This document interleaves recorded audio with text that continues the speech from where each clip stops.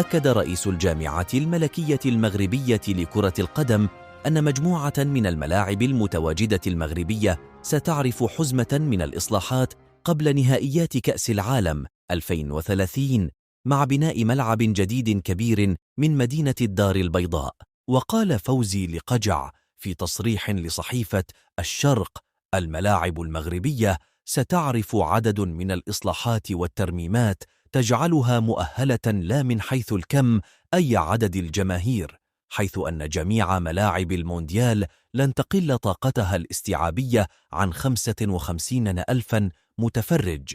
وأضاف: الملعب الوحيد الذي سيتم تشييده هو ملعب الدار البيضاء الكبير بمدينة بن سليمان المجاورة للبيضاء، وسيتسع لأكثر من 110,000 متفرج، وسيجعله مؤهلا لاستضافة أهم حدث في كأس العالم.